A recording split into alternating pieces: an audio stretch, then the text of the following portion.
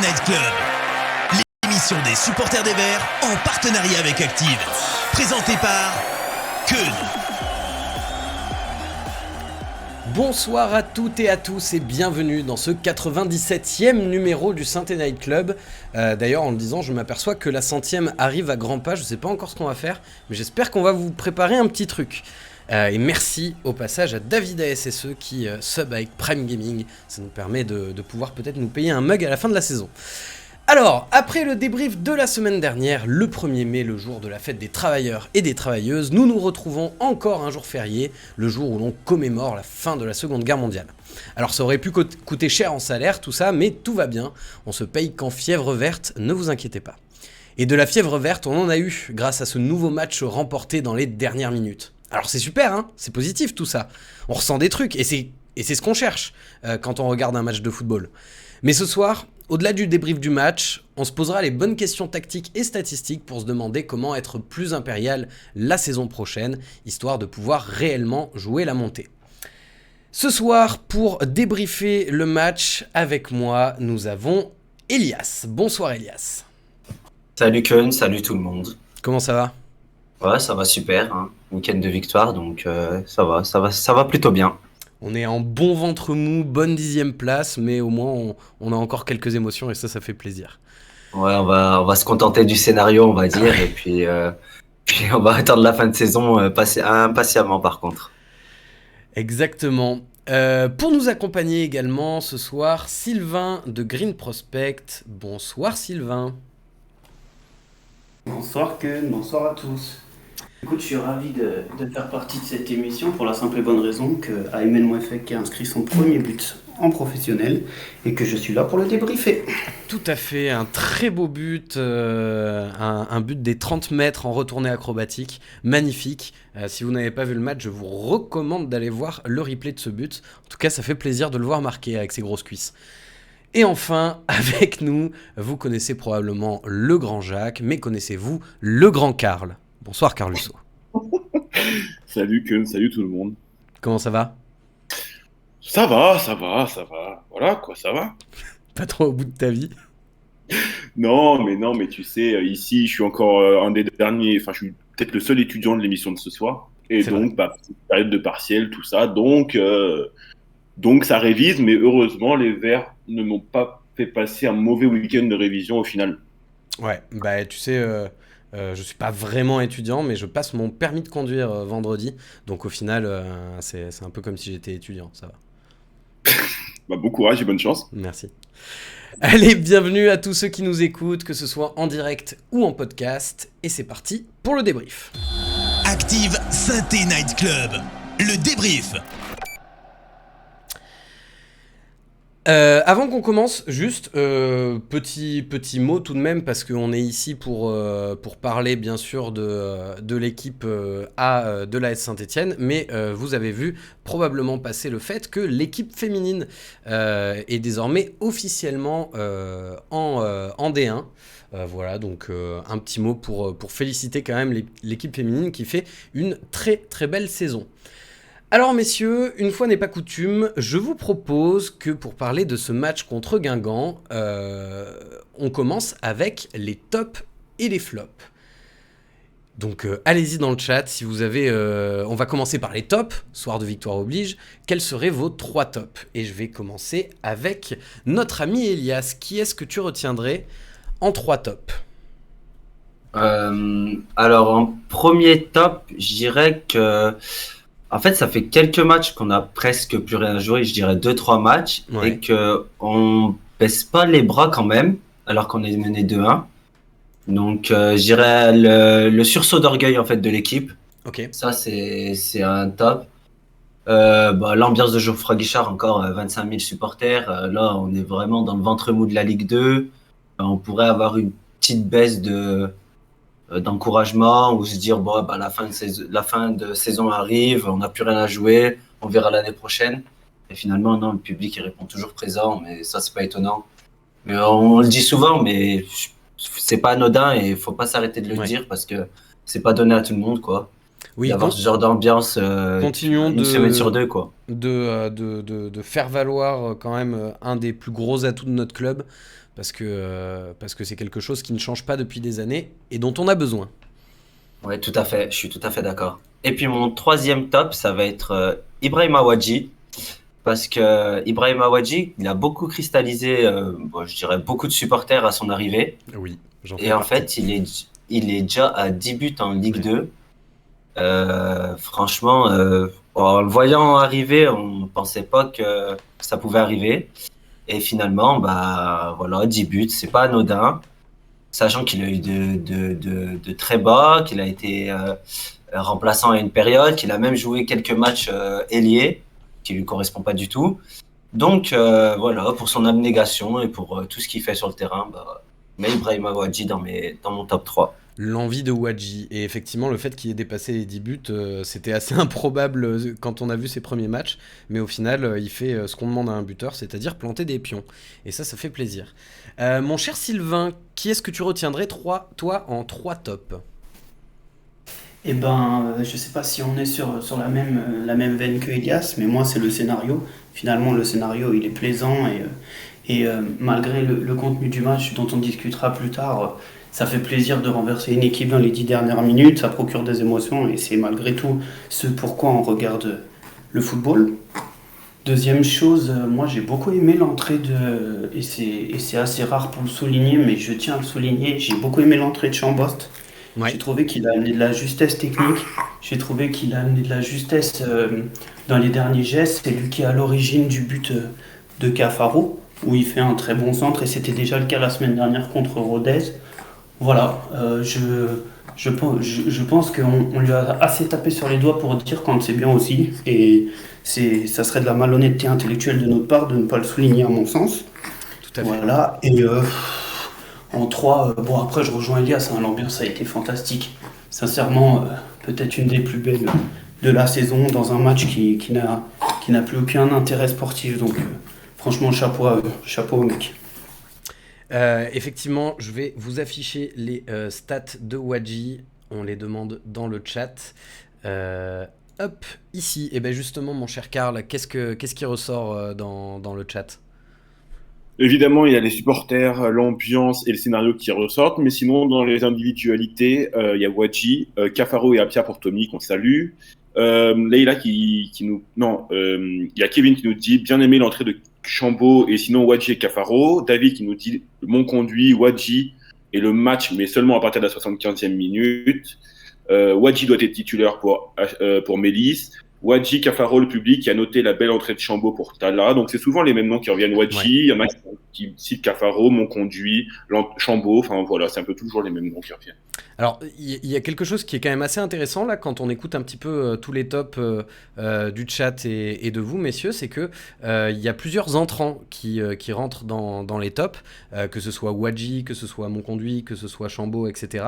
Est-ce que pour vous, ça veut dire que le plan de départ de Laurent Batles est raté? Est-ce que c'est au contraire plutôt bien vu d'avoir fait rentrer ces joueurs-là à ce moment-là et que s'ils avaient débuté, ils n'auraient pas forcément fait le même match? Ou est-ce qu'on peut dire que c'est un plan de départ qui a été raté et qui a été corrigé par la suite? Qu'est-ce que vous en pensez?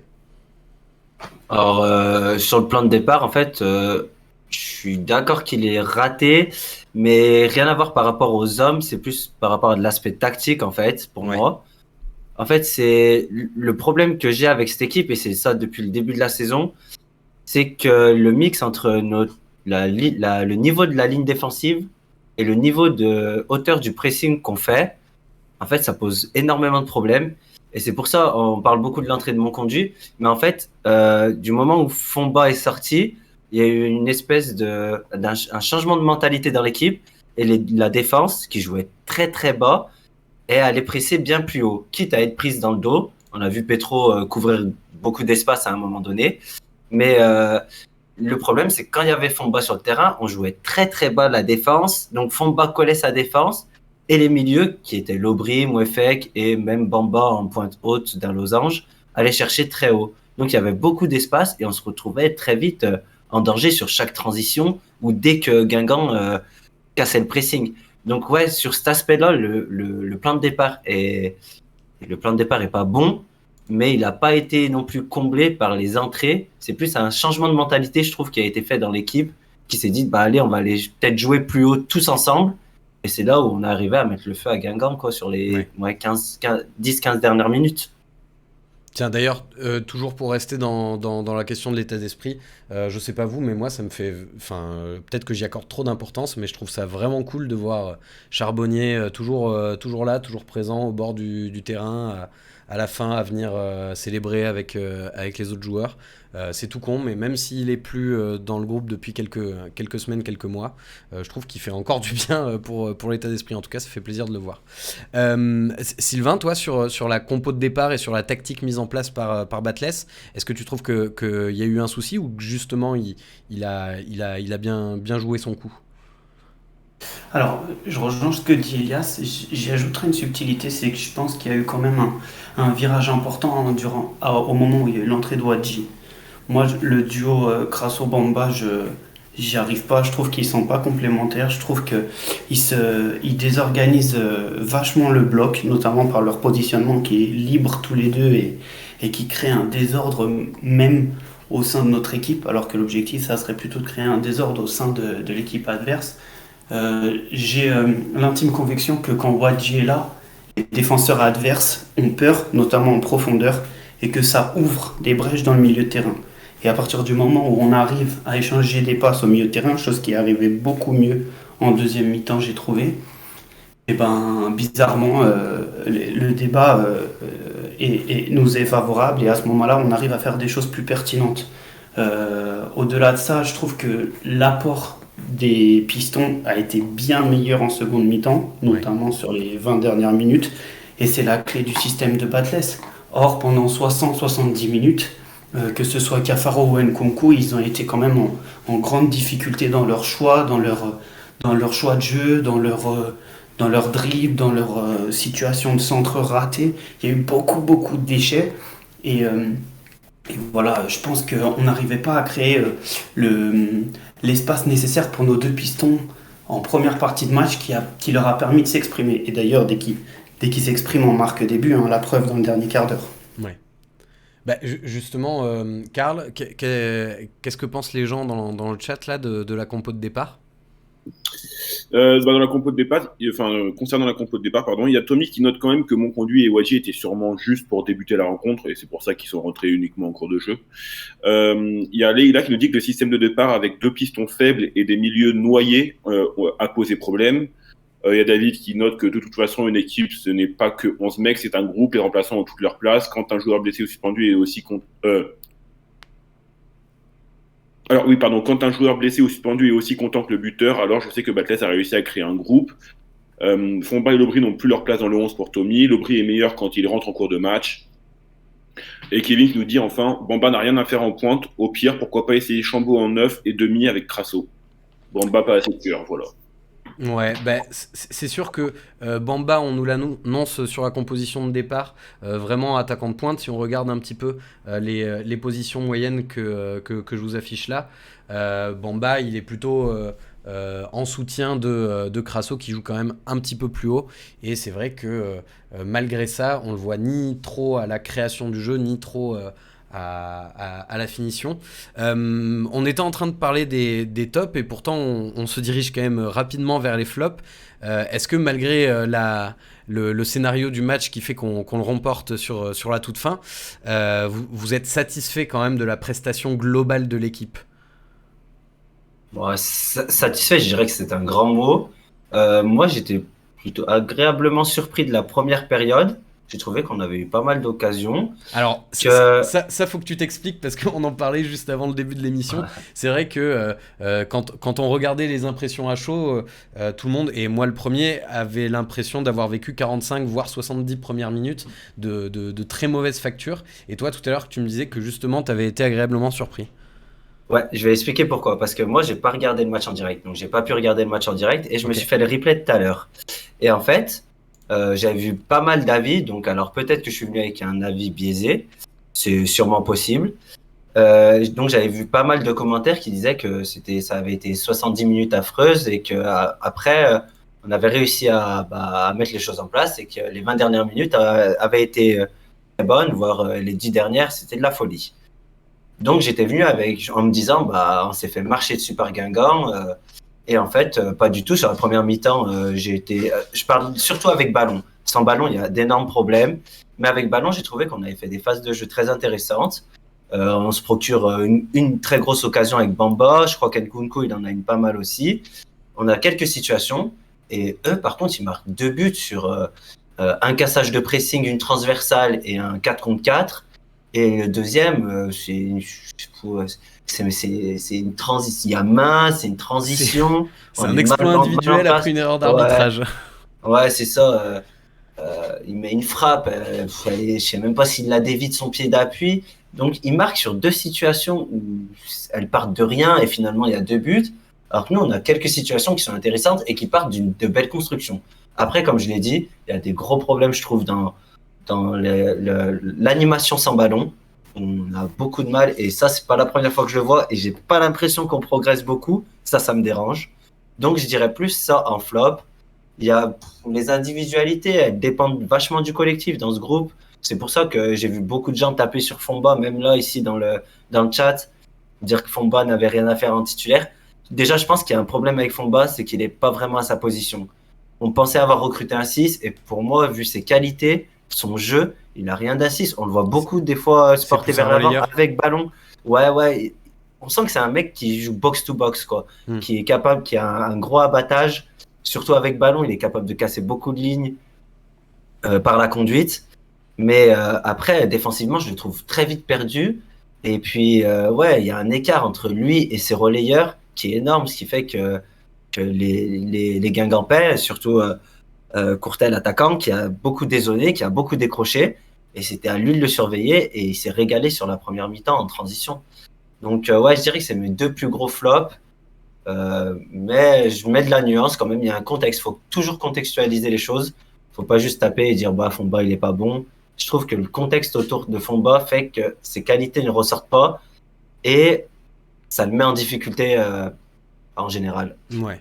Donc un milieu un peu coupé en deux, mine de rien, entre Fomba et ses 2 acolytes. Ouais, c'est ça, mais est-ce que ça vient de la tactique de Batles? Est-ce que c'est Batles qui demande d'aller chercher haut ou est-ce que c'est les joueurs qui sont, comme on dit, le cul entre 2 chaises, quoi, qui savent pas trop quoi faire? Après, quand tu regardes finalement le positionnement, c'est souvent sur des attaques placées. Quand on se fait contrer 2 fois sur des attaques placées, que ce soit le premier ou le deuxième but, on est en train de construire quelque chose. Quand Cafaro il perd le ballon, déjà il s'arrête de jouer, ça m'insupporte, mais bref, on passera à côté. Mais ça témoigne déjà d'un état d'esprit par rapport à l'implication défensive de nos 2 pistons, parce qu'aujourd'hui l'implication défensive de nos 2 pistons, c'est quelque chose qu'il faut mettre en avant. Elle est catastrophique. Sur le premier but, on se retrouve en 4 contre 4. Tu perds un ballon, tu te retrouves en 4 contre 4. Donc en termes d'équilibre d'équipe, c'est catastrophique. Et puis je veux bien que Batles ait une idée de jeu offensive et que voilà. Mais après, ton projet de jeu, il doit être global, il ne doit pas être uniquement axé sur l'animation offensive. Aujourd'hui, dès que tu perds le ballon, tu es en danger. Et on a de la chance de jouer Guingamp. Or, on joue en Ligue 1 avec cette animation offensive-là, t'en prends 5. Hein. Parce que les mecs qui se retrouvent en 4 contre 4, ça fait but à chaque fois. Hein. Tu joues Marseille, Paris, Lens. Avec cette animation-là, tu te fais laver.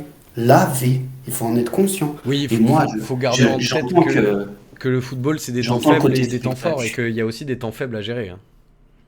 Exactement, et j'entends le côté spectaculaire du jeu, c'est plaisant, on a la possession de balle, etc. D'accord, mais à chaque fois qu'on perd le ballon, c'est occasion de but. C'est quand même discutable. Quand tu vois les grands entraîneurs, on sait que Batles n'est pas de ce niveau-là, mais quand tu vois les très grands entraîneurs comme Guardiola, comme Klopp, etc., qui t'expliquent comment ils positionnent leurs joueurs en phase offensive, ça permet de réagir au cas où ils perdent le ballon et que chacun ait sa zone de défense. Nous, mais c'est jamais dans cette optique-là. Hein. Nous, on est loin de tout ça. Hein. Nous, on perd le ballon, c'est sauf qui peut. Franchement. Il faut dire les choses, c'est sauf qu'il peut. On fait confiance à Sergio Petro. Non, mais et encore que, franchement, Petro, en cette deuxième partie de saison, il fait une très correcte deuxième partie de saison. C'est clair. Sur le match, il est très bien. Hein. Mais c'est clair, et moi j'en veux pas aux 3 derrière, j'en veux pas à Fomba non plus.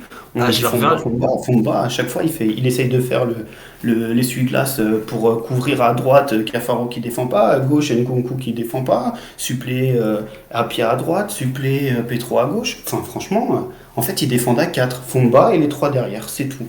Le Je suis reste, t'as d'accord avec, l'impression que. je suis d'accord avec toi, Sylvain, sur tout ce que tu as dit. Le seul truc, je vais leur reprocher un truc à la ligne de derrière, un peu moins Fomba, mais dès qu'il y a une transition, ils se mettent à reculer de 10 mètres. Et c'est là où j'ai bien aimé leur attitude en deuxième période, surtout quand on était mené dans les 10-15 dernières minutes, c'est qu'ils ont défendu en avançant. J'ai vu Apia défendre dans le camp adverse, j'ai vu Petro défendre dans le camp adverse, alors que sur la première mi-temps et sur d'autres matchs, à chaque fois qu'on prend l'eau, ils se mettent à reculer de 15 mètres et les mecs, ils ont assez d'espace pour avancer avec le ballon. Qu'ils aillent chercher plus haut avec tout le bloc, et je pense qu'on aura peut-être un peu moins de soucis défensifs. Ouais. Après, moi, ce que j'aime bien, je suis d'accord avec toi, mais ce que j'aime bien aussi à ce jeu-là, c'est que Fomba, bon voilà, il sera suspendu contre Laval, mais il a souvent l'intelligence de faire la faute qui coupe ces actions-là. Il prend souvent des biscottes sur des fautes intelligentes. Tu vois, il est là, hop, bon, on est en situation de danger, hop, je fais la faute. Mais Oui, le bah, mec, s'il prend autant de cartons jaunes aussi, c'est aussi parce que à un moment donné, il doit compenser certaines choses et que de toute façon, on est dépassé, on est en situation difficile parce que tu es en 4 contre 4. ouais. C'est normal qu'en 4 contre 4, tu trembles un petit peu, c'est normal. Bah, Voilà, donc c'est vrai que moi, le jaune ça qui me prend. dérange cet aspect-là du projet de Batless. Autant tu es là, tu peux marquer 5 buts à toutes les équipes, hein, on va se dire les choses, tu peux marquer 5 buts à toutes les équipes, il n'y a pas de problème. Mais bon, à la fin de la saison, il faudra garder le nombre de buts qu'on a encaissés. Ça sera une grosse marge de progression pour la saison prochaine si tu veux monter hein, le nombre de buts que tu encaisses. Hein, parce Tout à que c'est fait. catastrophique. Hein. Et puis si je peux rajouter... Ouais, C'est vas-y, vrai, Ken. juste que le jaune de Lamine Fomba, c'est vraiment la définition de la faute utile, quoi. Euh, le petit croc en jambe alors que ça filait droit au but, il, il était magnifique. Oui, tu voulais rajouter, pardon? Ouais, je rajouterai une dernière chose, et je suis d'accord avec ce que Sylvain a dit, et je comprends pas pourquoi, parce que pour moi c'est un problème qui est là depuis le début de la saison. C'est-à-dire sur le pressing, on est mal en place, sur les chaque transition, on est mal en place. Enfin, à chaque fois, j'ai l'impression qu'on va vite prendre l'eau, quoi. Et on est capable d'en mettre 5, mais on est capable aussi d'en prendre 5. Et ça, c'est problématique. Et vu les qualités des joueurs qu'on a, je comprends pas que Batless n'ait pas décidé de passer avec limite un bloc bas et que tout le monde défende dans son camp. Et après, bon, après, avec ballon, quitte à mettre son jeu de possession en place, qu'on joue très haut, etc. Mais que pour défendre, qu'on défende très bas, parce que Petro, c'est pas quelqu'un qui arrive à beaucoup défendre la profondeur et avec beaucoup d'espace dans son dos. Apia, la même chose, il a été en difficulté face à Livolan, et Livolan, c'est pas le meilleur ailier qu'il y a en Ligue Ouais. 2, c'est un bon joueur, mais voilà. Le seul qui peut y arriver, c'est Seydousso. Et Seydousso, il va pas tout faire tout seul. Donc, pourquoi pas défendre plus compactement? C'est-à-dire, on redescend la ligne défensive, on est plus compact, et après, avec ballon, on fait ce qu'on a à faire. Mais ça, ce serait peut-être un axe de progression Quand tu pour dis l'équipe redescendre la l'année ligne prochaine. défensive, tu redescends aussi un peu les pistons? Faire en sorte qu'ils soient un peu moins Oui, offensifs? oui, oui. Ah oui, pas défendre à 5, mais au Mm. moins qu'ils soient sur une ligne avec les milieux de terrain, quoi. Ouais. Parce que là, ils se retrouvent, des fois, ils sont plus hauts que Crasso Ouais. ou au même niveau que Crasso. Alors, si on va chercher haut, c'est que tout le monde va chercher haut. Et donc là, il faut des défenseurs qui soient rapides, qui sont très mobiles et capables de vite se retourner. C'est ce qu'on n'a pas. Donc, faut trouver un juste milieu, quoi. Ouais. Karl, j'ai vu que ça avait donné ses flops dans le chat. Oui, bah, je vais vite donner les flops, après je reviendrai sur les réactions autour du débat autour de Ouais. Fomba, le milieu et globalement l'animation défensive. Donc dans les flops, il y a justement Fomba qui revient, Lobry, Bamba, les 75 premières minutes du duo Crasso-Bamba pour Leila. J'ai vu Olivier Thual pour son arbitrage. J'ai vu Crasso aussi. Et après, pour revenir sur le débat autour de Fomba, David qui nous dit Fomba ne joue pas le repli défensif. Moi, je suis d'accord avec Elias, mais je pense que Fomba, il est pas bon quand même. C'est les choses qui nous disent ça. Joss Randall. Donc, évidemment, le fameux, qui d'autre? Il y a David qui nous dit le milieu stéphanois prend l'eau depuis plusieurs matchs. Quand ce milieu sera dans la verticalité et l'agressivité sur le porteur du ballon, alors l'équipe sera difficile à passer. Les Verts ne savent pas être agressifs sur le porteur du ballon. À la tombée de balle, ils ne la récupèrent jamais. Beaucoup d'erreurs techniques montrent un état d'esprit et de solidarité qui leur permet de renverser les scores, ce qui n'était pas le cas en début de saison. Ça, c'est pour Céline. Voilà. Ok. Justement, là, t'as dit que dans les flops, il y avait l'Aubry qui revenait. Revenons un petit peu sur le match de l'Aubry, qui faisait quand même partie des rares satisfactions du début de saison, et qui peine un petit peu ces derniers temps. Vous l'expliquez comment que ce soit plus compliqué pour lui? Est-ce que c'est vis-à-vis de ceux qui sont mis sur le terrain avec lui? Est-ce que c'est son abattage qui n'est plus suffisant quand on est dans une équipe qui domine un peu plus? Comment vous expliquez un petit peu sa perte de vitesse ces derniers temps? Moi, je pense qu'il surjoue. Moi, je Ouais. pense que je pense que quelquefois tout l'atmosphère, l'environnement, le maillot est peut-être quelquefois un peu trop grand pour lui et que malheureusement il surjoue. J'aimais beaucoup le joueur à Pau. Je trouve que c'est un joueur qui a des qualités, notamment dans le volume de jeu, dans le jeu sans ballon. Il nous est très utile. Je trouve que malgré tout, il a un côté où il doit être décisif et où il peut être décisif. Il l'a prouvé à Pau et cette saison, il n'y est pas. Alors, Il a combien de moi, j'y buts vois cette que saison? l'environnement est peut-être un peu trop grand et qu'aujourd'hui, c'est un problème de confiance parce qu'il y a toujours le truc de trop. Et ça s'explique par ça, parce que je pense qu'à un moment donné, c'est un garçon qui a envie de prouver, c'est un garçon qui a envie de réussir, c'est un garçon qui, je pense, a un état d'esprit exemplaire d'ailleurs, mais, mais il en fait trop et du coup, ça gâche souvent son idée de départ. Je suis assez d'accord avec Sylvain sur le fait de vouloir en faire trop. Surtout, Batles lui a un peu mis la pression aussi en conférence de presse en disant qu'il attendait qu'il soit plus décisif, qu'à Pau, il avait marqué quelques buts, fait quelques passes décisives, qu'ici c'était insuffisant. Et à raison, c'est très insuffisant, son rendu statistique. Après, il y a peut-être un problème aussi d'utilisation. Mhm. À Pau, il jouait assez haut. Il se projetait beaucoup. Bon, là aussi, il se projette beaucoup, mais on lui demande plus peut-être d'efforts défensifs à faire en étant relayeur. Des fois, il va décrocher très bas pour faire le jeu, et je pense que c'est pas ses qualités principales. C'est pas là où il va se mettre en valeur. Il y a une crise de confiance totale. Euh, et puis, ouais, je pense qu'il surjoue un peu. Alors, pourquoi pas le faire jouer un cran plus haut?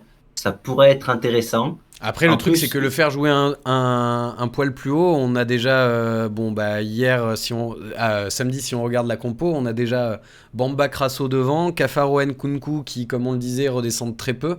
Effectivement, on en a quand même peut-être plus besoin dans son apport défensif qu'offensif. ouais, mais l'avantage de l'Aubry, c'est qu'on va pouvoir défendre haut, c'est-à-dire qu'il fait le contre-pressing, le L'effort. pressing principal, et il met beaucoup d'intensité. Et Bamba, c'est pas ses qualités principales, quoi. Si on retient les qualités de Bamba, on parle jamais de son aspect défensif, presseur, harceleur, que l'Aubry a ce côté-là. Et ouais, pourquoi pas avec avec une sentinelle et mettre Bouchouari Mouefek derrière lui, il toucherait des ballons plus haut et aurait plus la possibilité d'être décisif. Bon, on verra bien, mais J'en c'est ai vrai besoin, que je pense. ouais. Il Et en puis a il a une besoin. Il affinité, a besoin il a de une marquer un affinité, but, il a besoin de que ça se il a, voit. il, il a une Ça se voit. affinité technique, je trouve. Et aussi, je crois dans le vestiaire, j'avais vu une interview avec Crasso. Des fois, il combine très bien à deux.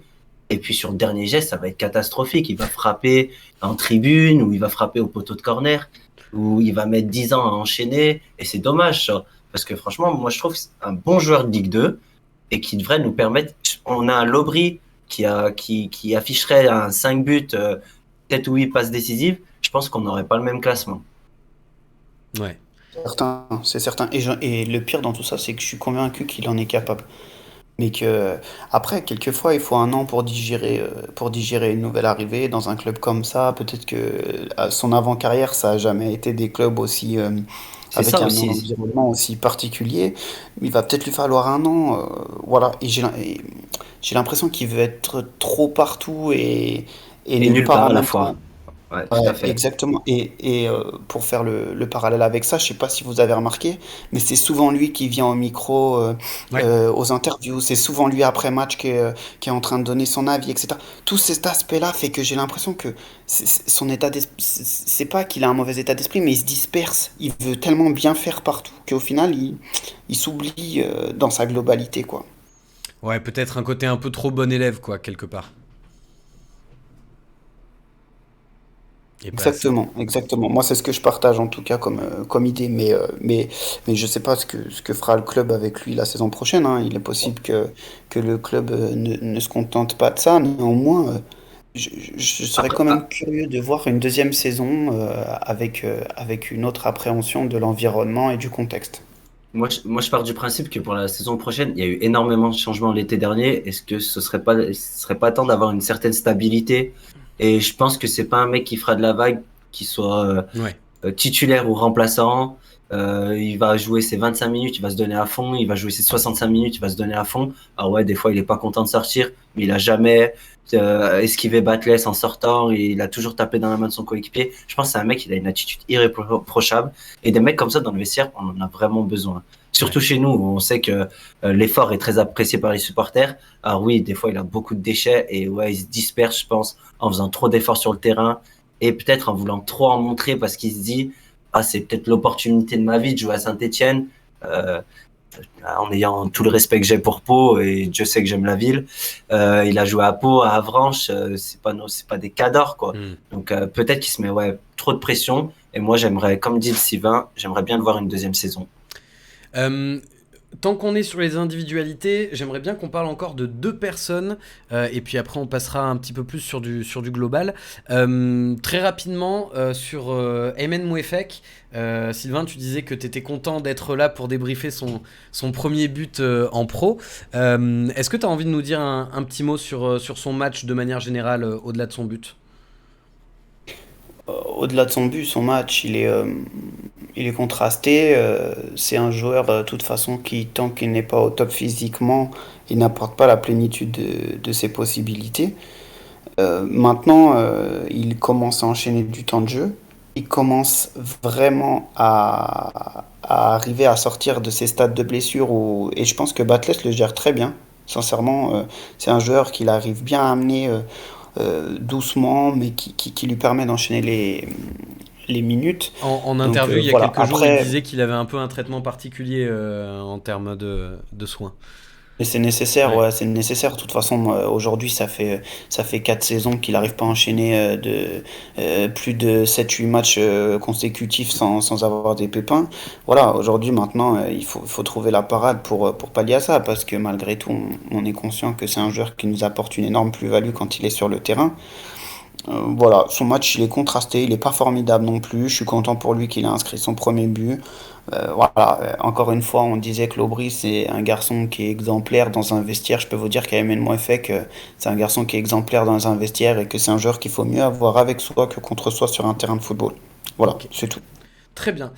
Et en termes d'individualité, je vois Damien SSE dans le chat qui parle, qui nous dit faudra aussi parler du cas Cafaro. Que de déchets dans les dribbles, les passes et les centres. Et n'en parlons pas de ses frappes au but. Il cadre pas, voire jamais. Je vole ton taf, hein, Karl, si ça te va. Un piston droit est à trouver si tu veux franchir le palier de la montée. Justement, Elias, sur Mathieu Cafaro, on l'a vu à la fois revenir dans les tops, à la fois revenir dans les flops, selon les personnes. Comment t'analyses son match d'hier, toi? De samedi, pardon. Je l'analyse en top flop.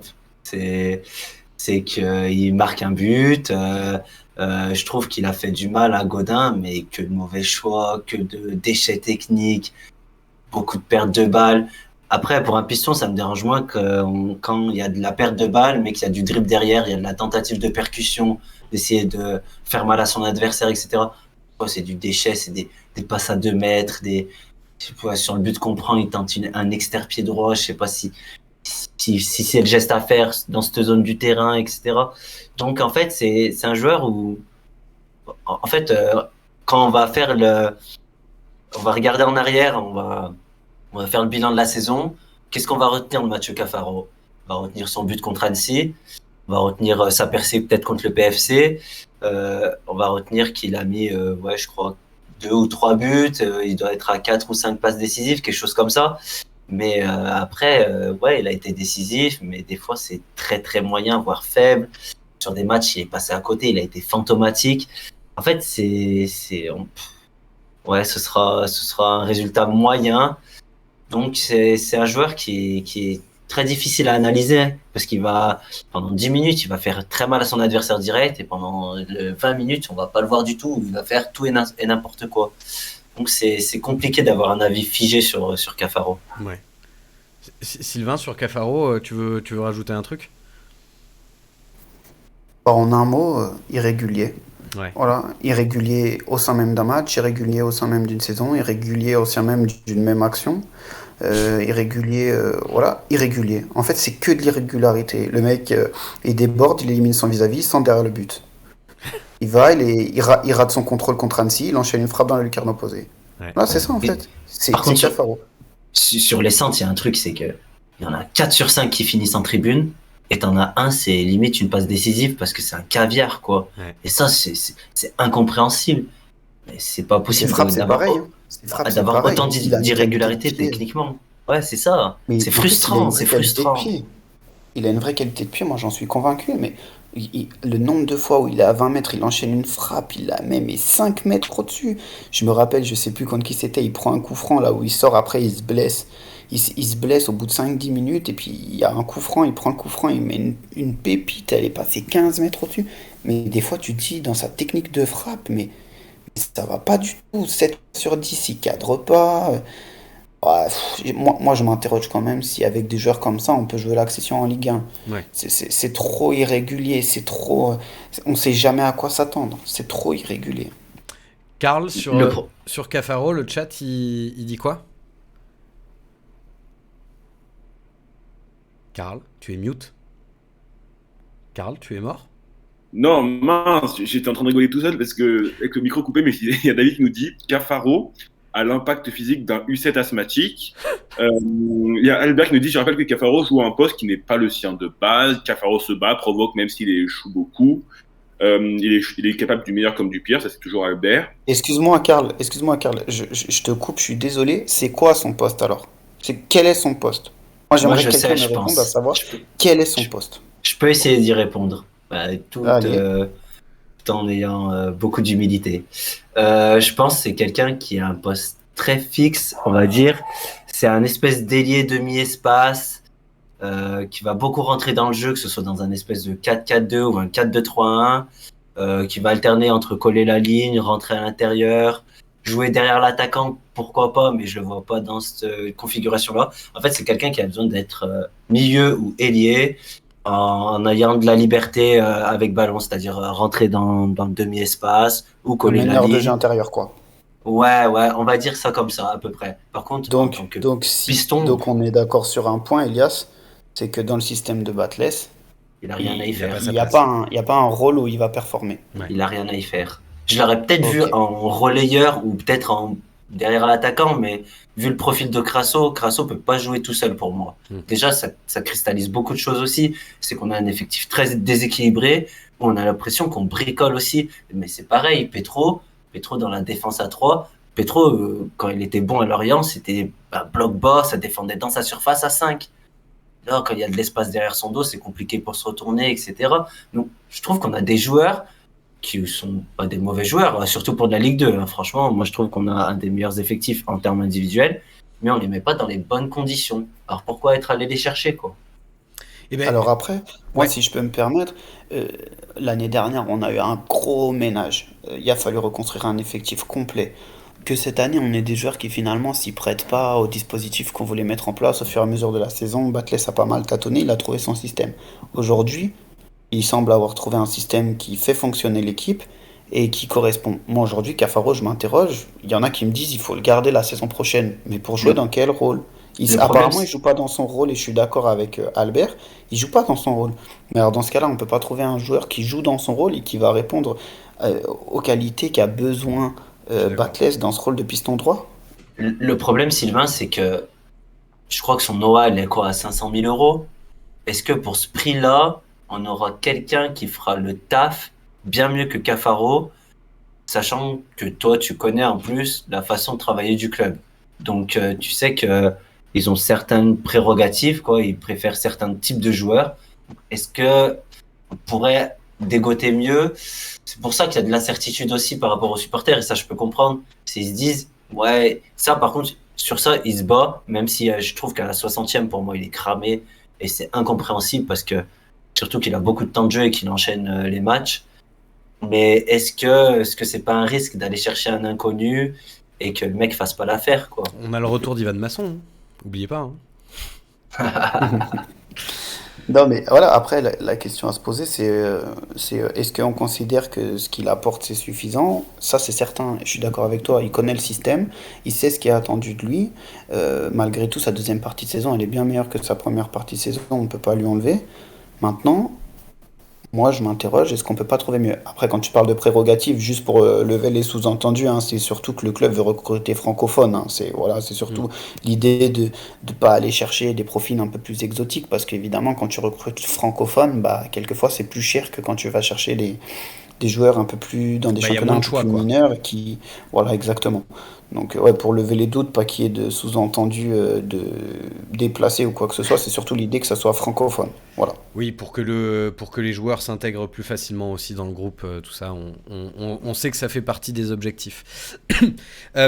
Juste avant qu'on termine sur le match contre Guingamp, on est déjà un petit peu plus ou moins en train d'en parler, mais en prévision de la saison prochaine, qui approche mine de rien à grands pas, et on a déjà vu qu'il y avait les premières rumeurs mercato qui commençaient à sortir, si on devait sortir et identifier les carences de ce groupe, quelles seraient les priorités du mercato, selon vous, messieurs? Ouais, je vais y aller en premier. Moi, je C'est trouve une qu'il y en a vaste question, hein, je le conçois.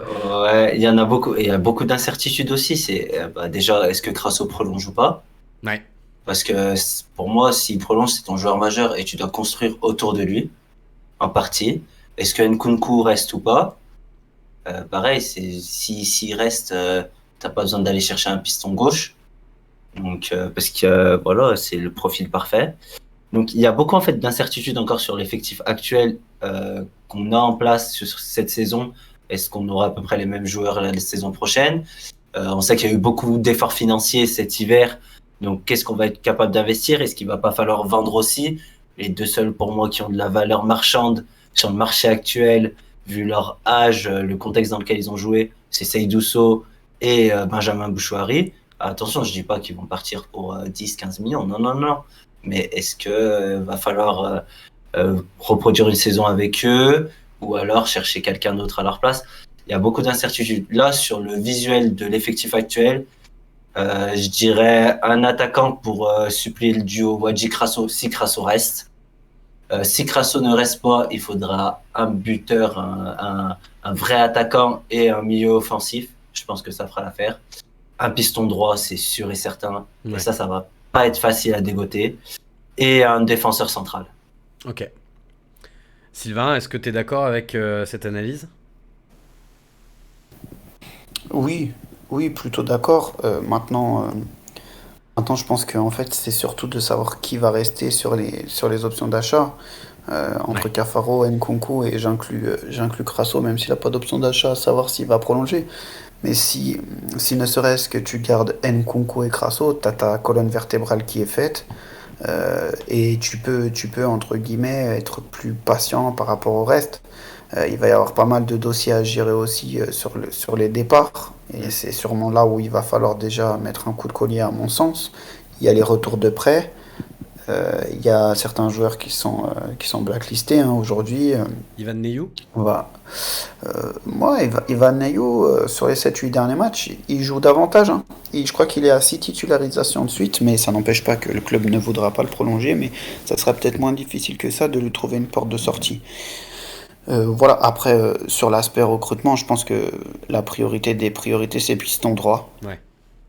Voilà, pour moi, c'est la priorité des priorités. Si Crasso prolonge, et si Crasso ne prolonge pas, la priorité, ça sera de trouver le pendant de Wadji, mais il faudra 2 joueurs. Il faudra Wadji plus 2 joueurs, à mon avis, pour vraiment avancer. Après, de ce qu'on sait avec Peuple Vert, c'est que ça bosse, ça établit des pistes sur pas mal de postes, mais il est encore difficile pour nous d'avoir des vraies avancées sur des Ouais. dossiers, pas de vraies avancées. c'est des prises de renseignement. contact. Ok. Avant de te redonner la main, Sylvain, pour ta chronique du soir, Karl, dans le chat, les priorités, les carences de l'équipe identifiées, quelles sont les priorités pour la saison prochaine? Alors, on nous parle de reconstruire un milieu de terrain, régler le cas de Crasso et de Charbonnier, ça c'est pour David. Priorité, remplacer Crasso s'il part pour Fan Santé 42. El Cato, les chantiers, c'est défense et milieu plus attaquant, tout le monde, quoi, partout. Tommy qui nous dit un DC, un piston de droit, un milieu, un attaquant. Prolonger ou lever les options d'achat des joueurs majeurs. Albert, en fait, je répète un peu tout ce que vous avez dit, mais tout le monde est d'accord à peu près. Un milieu costaud et avec de l'intensité, et de l'intensité. Deux défenseurs rapides et costauds, un milieu créateur, un piston droit, un ailier. Bon, il y a beaucoup de postes en fait. Réalité. Mais voilà. Ce qui ressort, en tout cas, ce qui est clair, c'est que effectivement, les incertitudes des contrats de fin de saison sont dans toutes les têtes. Est-ce que Crasso va rester? Est-ce que Nkunku va rester? Est-ce que Masson va revenir? Toutes ces questions-là, il faudra les régler. Mon cher Sylvain, je vais te donner la main pour ta chronique du soir et je crois que tu as envie de nous parler de statistiques qui peuvent brouiller les pistes. Exactement. Donc moi, en fait, l'idée de cette chronique, c'était d'évoquer un petit peu les statistiques dans le football et notamment au regard du match de ce week-end qui nous a finalement fait pas mal diverger sur le retour des performances de nos joueurs de ce week-end.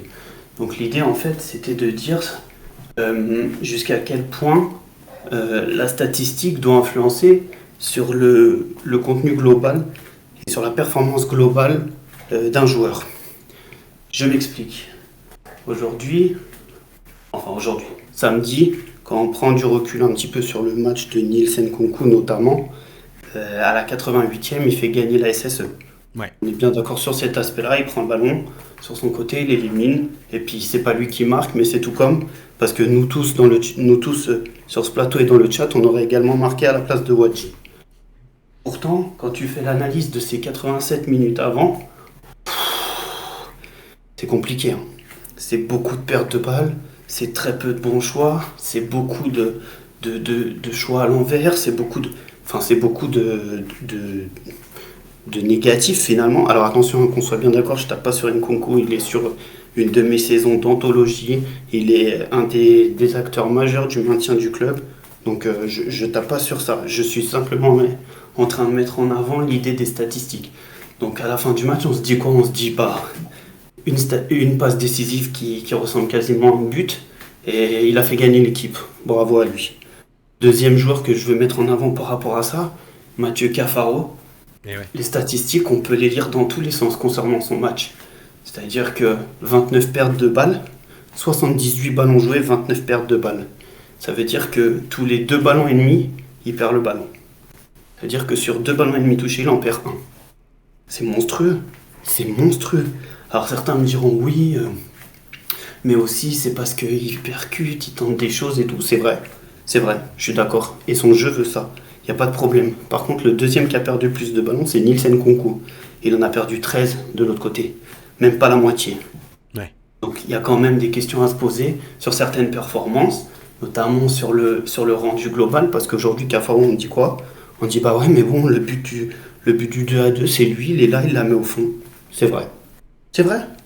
Mais moi, je me pose la question, est-ce qu'aujourd'hui, les statistiques ne sont-elles pas en train de biaiser finalement notre avis général sur une performance, sur un groupe et même sur certains joueurs? Eh bien merci, et ça dépend, enfin j'ai envie de rebondir en disant ça dépend aussi de quelles statistiques on parle, parce que quand tu nous évoques ces deux cas, tu parles à la fois des statistiques passe des buts, mais tu parles aussi des statistiques qui sont beaucoup plus contrastées, si on parle de perte de balles, si on parle de dribble tenté, de dribble réussi, etc., etc. Donc au final les stats c'est un peu les deux. Tout à fait, mais même, je pourrais même compléter ce que je suis en train de te dire. On parle par exemple d'un attaquant qui a pour quasiment seule qualité le fait d'être un très grand finisseur. Et ça arrive souvent dans certaines équipes. Tu as des équipes, voilà, elles jouent pour un mec, le mec il marque 20 buts dans la saison, il est toujours là pour la pousser au fond, bravo, c'est un super buteur, oh, super joueur, machin. Sauf que pendant 88 minutes, il te sert à rien dans le jeu. À chaque fois que tu le trouves, il perd le ballon, il fait un contrôle du tibia, il fait un contrôle du nez, et il perd le ballon. Et pour autant, ces joueurs-là, ils sont ultra valorisés et ils sont ultra chers. Ultra chers. Et moi, je m'interroge quelquefois sur l'idée de la statistique, parce que la statistique but-passe décisive, pour moi, elle fausse le marché et le contenu des performances et surtout la valeur marchande globale d'un joueur. Ouais. Oui, c'est sûr qu'il y a un tel écart des fois entre l'image qu'on a d'un joueur via ses stats et quand on regarde les matchs que ça peut faire tiquer. Elias, tu veux réagir ? Bah, je suis tout à fait d'accord avec Sylvain. En fait, je suis quelqu'un qui prend assez de recul sur la statistique en elle-même. Parce que déjà, pour moi, des fois, elles sont pas très parlantes. Là, je vois une statistique du match passe, pourcentage de réussite. C'était Xavi qui disait le pourcentage de réussite d'une passe, c'est qu'elle arrive dans les pieds de son coéquipier. Mais est-ce que la passe, elle le met dans les bonnes conditions? Est-ce qu'elle est faite sur son bon pied? Il y a des mecs qui vont faire que jouer de l'arrière et donc ils vont avoir un gros pourcentage de passes réussies, mais est-ce que ça t'a fait avancer le jeu? Alors il y a des stats très avancées maintenant, très poussées, qui sont plutôt intéressantes et il faut pas cracher non plus sur la stat. Je pense qu'il y a quelque chose à développer avec la data en général, mais elle passe plus par la production d'algorithmes qui ferait que les stats elles seraient intégrées avec des coefficients pour évaluer un joueur. Après, Dans le recrutement, moi je trouve que la data elle peut avoir son importance. Et je suis entièrement d'accord avec toi, je m'excuse, je te coupe la parole. Et au-delà de ça, attention, dans ce truc-là, je suis pas en train de critiquer toutes les statistiques, je suis simplement en train de mettre en avant, et surtout par rapport au match de Nkunku et Cafaro ce week-end, parce que simplement tu te dis, le mec qui a pas vu le match, il regarde le résumé du match, il voit Nkunku, il voit Cafaro, il se dit, ah, ils ont fait un gros match. Sauf que la vérité, c'est que non, pas du tout. Bah, c'est un peu le risque aussi des statistiques, comme tu le disais, Elias, c'est que une fois que tu t'es aperçu que les stats de base n'étaient pas assez précises, tu as les stats avancées, mais une fois que tu auras fait le tour des stats avancées, tu auras besoin de stats encore plus avancées, et une fois que tu auras fait le tour des stats encore plus avancées, et ça peut être un petit peu infini, et un peu se détourner des vrais objectifs, quoi. Et puis il y a quelque chose, alors pareil, avec toute l'humilité que je dis pas que je suis scout professionnel, etc., mais quand je regarde des matchs, en fait, quand j'essaye de repérer des joueurs, par exemple, je vais regarder un peu leurs stats, et des fois, leurs stats, elles ne correspondent pas du tout au type de joueur que c'est, parce qu'il y a un contexte aussi à prendre en jeu, quoi. C'est-à-dire que comment veut que le coach évolue, quelle est la macro-tactique, c'est-à-dire le système de base, l'animation offensive, défensive. Mais après, on va plus rentrer dans la micro-tactique, donc quel est le rôle du joueur, qu'est-ce qu'il doit faire quand il a le ballon, qu'est-ce qu'il doit faire sans le ballon. Il y a des joueurs qui ont des très bonnes qualités de dribble et tu regardes leurs stats et ils ont 2 dribbles à peu près toutes les 90 minutes. Donc tu dis, ah ouais, mais ils dribblent pas beaucoup, etc. Alors pourtant, ils ont toutes les qualités, mais ils jouent dans un contexte qui peut-être les inhibe, qui peut-être leur coach leur demande de faire autre chose que de dribbler, etc. Donc il faut prendre énormément de recul sur les stats. Et le truc, le meilleur juge, c'est de regarder un match et de se faire son propre avis. C'est tout. Ça, de toute façon, c'est clair. Messieurs, il nous reste un bon 5 minutes. Je vous propose qu'on passe au prochain match. Active Saint-Étienne Night Club. Le prochain match. Alors, justement, le prochain match, ce sera samedi 13 mai à l'extérieur contre Laval à 19h. Et ben, tout simplement, on va revenir sur la compo de départ à laquelle on a eu droit contre Guingamp, et je vais vous demander tout simplement si vous voyez des changements. Alors je me permets d'enlever tout de suite Lamine Fomba qui est suspendu, et je vais vous demander votre avis. Elias, d'abord, qu'est-ce que tu changerais sur cette compo de départ? Alors déjà, réintégrer Wadji. Ok. Parce que pour moi, le duo Crasso-Wadji est indissociable, surtout dans cette fin de saison. Tu penses qu'il est prêt? Ouais, là, il a joué quoi, une 40aine de minutes. Ouais. Donc, il pourra au moins faire une grosse heure, voire plus.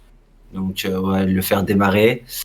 Ensuite, de toute façon, ce sera mon conduit. Il n'y a Ouais. pas de doute. En l'absence de Fomba, ce sera mon conduit. Après, Briançon ne sera pas encore prêt. Donc non, je laisserai ça. Alors peut-être, non, sachant que ouais, Laval joue le maintien. Ils vont avoir besoin de gagner. Alors peut-être Bouchouari à la place de Mouefek. Mais non, je garderai Mouefek dans ce contexte-là, où il va avoir beaucoup d'impact, beaucoup de duels, je pense. Même si Laval est une équipe assez joueuse. Mais ouais, je partirai sur ce 11-là. Ok. Et je vois des gens dans le chat qui disent Bouchouari à la place de l'Aubry. Sylvain, toi, t'en penses quoi de cette idée? Je ne sais pas, les dernières sorties de Bouchoirin m'ont moyennement plu. Ouais. Je trouve qu'il est un peu dans un creux. Je sais pas si c'est physiquement, je sais pas si c'est le fait de digérer sa premier rassemblement avec le Maroc. Je sais pas si c'est le fait que potentiellement il puisse être sur le départ en fin de saison ou quoi. Son attitude, elle laisse à désirer en plus sur ses entrées, je trouve. Enfin, sur son entrée de samedi, autant avec ballon, il a fait le taf. Mais à un moment, il loupe une passe pour Cafaro et il râle limite sur Cafaro alors que c'est lui qui fait plus une mauvaise passe. Donc, ouais, je sais pas trop. Il est plus dedans, quoi, en ce moment. Ouais. Il est moins dedans en tout Moins cas. dedans, Et voilà, donc moi je valoriserais pas forcément par une titularisation. Après voilà, hein, c'est difficile, comme dirait Monsieur Guillot, c'est difficile d'établir un 11 de départ le lundi soir quand tu joues le samedi. On ne sait pas de quoi sera fait Anthony Briançon. C'est pas à exclure qu'il intègre l'entraînement collectif cette semaine. De là à commencer le match samedi, je sais pas. Voilà, mis à part ça, je suis d'accord avec Elias, notamment sur le fait que Ibrahim Wadji doit rentrer Ouais. parce qu'il rend grâce au meilleur et parce qu'il rend même l'équipe meilleure en étirant les lignes. Et puis c'est vrai que l'Aubry avec Monconduit nous a montré de plus belles choses qu'avec Fomba. Il y a peut-être aussi un truc où quand c'est Monconduit qui organise le jeu plutôt que l'Aubry, ça se passe finalement un petit peu mieux pour lui. Ouais, parce qu'il va avoir tendance à moins décrocher, je pense, l'Aubry avec un Monconduit plus joueur. Et puis, Monconduit se projette un peu, voire beaucoup moins que Fomba. Et l'Aubry, on l'a vu sur le match de ce week-end, des fois c'était lui qui compensait ou Moefek qui compensait. Donc, ouais, à voir. De toute façon, là, il n'y a pas énormément de choix. Je vois pas un Chambos démarrer titulaire. Bah, justement, Tommy, dans le chat, il demande pourquoi pas relancer Chambaud. Autant le garder sur les 20-25 dernières minutes, comme il a fait. Il a fait une très bonne entrée. Donc, en tant que joker, c'est bien, mais c'est pour le remettre titulaire et que tout le monde le fracasse derrière. On aura encore perdu un joueur pour rien, quoi.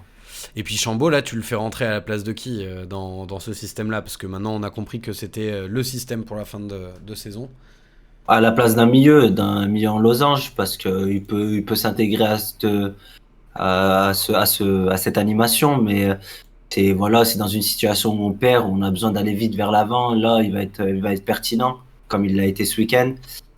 Si on gagne 2-0 à Laval, que Laval pousse, je vois pas Chambaud rentrer ou être pertinent même en étant titulaire, quoi. Il y a David dans le chat qui dit « N'oublions pas que c'est Laval en face, mal classé, ils vont jouer leur vie, ce sera difficile, il faudra des guerriers sur la pelouse, donc relancer des joueurs dans ce match, c'est hors contexte. » Et bien justement, quel pronostic vous feriez quant à ce match à l'extérieur contre Laval? Et je vais commencer avec toi, Sylvain. Qu'est-ce que tu imagines pour ce match? À l'image de ce week-end, déjà un match avec des buts, Ouais. dans un côté comme de l'autre. C'est mon idée et je pense que ça sera le cas jusqu'à la fin de saison. Parce qu'à défaut de briller, de briller sur les résultats sportifs et sur le classement général, on va vouloir un peu donner des émotions en marquant des buts, en essayant d'avoir des scénarios un peu Rocambolesque. sympathique, ouais, voilà, comme ça a été le cas ce week-end. Voilà, à défaut d'intégrer des jeunes et de préparer la saison prochaine, voilà, je pense que Batles est sur cette idée-là, de finir le mieux possible la saison et d'avoir le meilleur classement possible, même si ça n'a pas un grand intérêt sur l'aspect financier. Oui. Et que je trouve dommage de ne pas profiter du temps Alors ça, tu fais bien d'en Pour parler parce que préparer moi la saison prochaine. j'étais persuadé jusqu'à encore la semaine dernière que le classement final en Ligue 2 avait un impact sur les droits TV exactement comme ça se passe en Ligue 1. Et en fait, j'ai appris la semaine dernière que non, en Ligue 2, le classement final n'impacte pas. J'allais dire si tu termines 19e, non, parce que tu es relégué, mais si tu termines 16e ou 5e, t'as les mêmes droits télé. Elias, toi, en termes de pronos, tu donnerais quoi? Ouais, je suis assez d'accord avec Sylvain. Je pense que ça va être un match ouvert. Il va avoir des buts. J'ai regardé là sur les 4 derniers matchs, on joue deux équipes qui jouent le maintien, donc Laval et Valenciennes. Donc c'est des équipes qui vont avoir vraiment besoin de points. Donc je pense qu'elles vont, surtout Laval qui est relégable, je crois à l'heure actuelle. Donc ils vont vouloir absolument gagner à domicile en plus. Et ensuite on joue deux équipes qui ne jouent plus rien. Donc c'est des équipes qui vont essayer de préparer l'année suivante et de finir en beauté leur saison. Donc ça va être ouais des matchs ouverts. Ouais, je dirais un 1 ou 2-2. Après, Sylvain avait une bonne réflexion, je trouvais. C'est par rapport à la préparation de l'année prochaine. Et Batles, c'est pas dans cette optique-là, j'ai l'impression.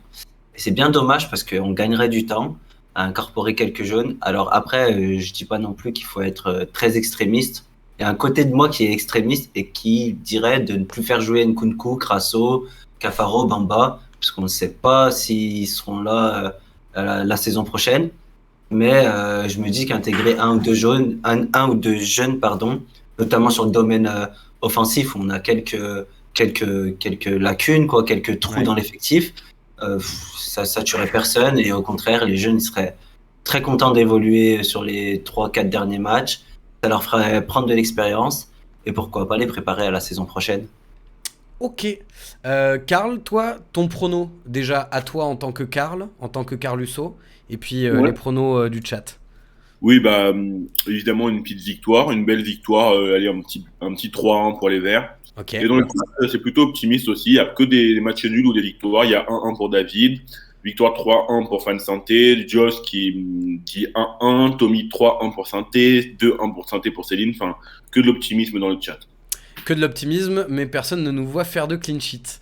Et effectivement, on n'a pas été beaucoup habitués à en faire cette année. Les amis, il est 22h, on va s'arrêter là pour ce soir. On se donne rendez-vous lundi prochain, ce sera en compagnie de Kevin pour le débrief du match contre Laval. Merci beaucoup Elias, merci beaucoup Sylvain, merci beaucoup Karl de nous avoir accompagnés. Merci à vous qui nous avez écoutés, que ce soit en direct ou en podcast. Et on se dit à la semaine prochaine. Allez les Verts, salut tout le monde. Salut tout le monde, allez les Verts. Oh, vous avez été ultra synchro, magnifique.